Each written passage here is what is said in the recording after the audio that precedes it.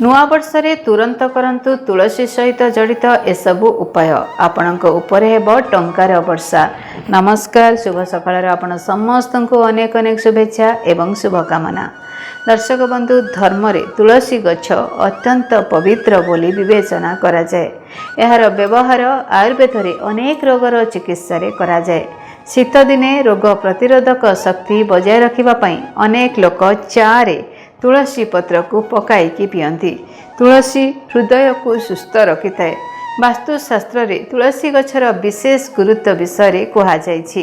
पंडित मानक अनुजाई एही गछ सहित जड़ित किछि उपाय आपणको आसंता वर्ष रे मालामाल करिदेब एवं आपणको गरीबर सामना करिबाकू पड़िबो नाही।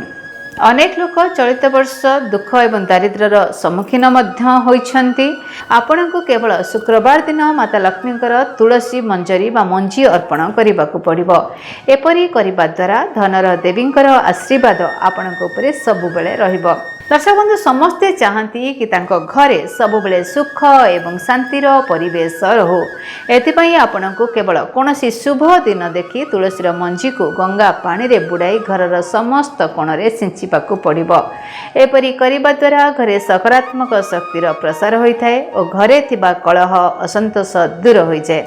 जदि आपण संतान सुखरु वंचित अछंती, विवाहित जीवनर सुख आपणकर समाप्त हो जाइछि, तेबे नुआ वर्षर प्रथम दिन रे तुलसी मंजरी सहित मिश्रित क्षीर को शिवलिंग रे अर्पण करंतु। यह आपणक जीवन रे सुख को फेराई आनिबो।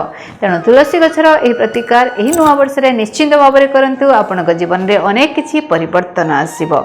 एही विश्वास र सहित मते विदाय दियंतु। धन्यवाद, नमस्कार। डीटीवी ओडिया देखिवा पई सब्सक्राइब करंतु एवं बेल आइकन को मध्य दबाई दियंतु।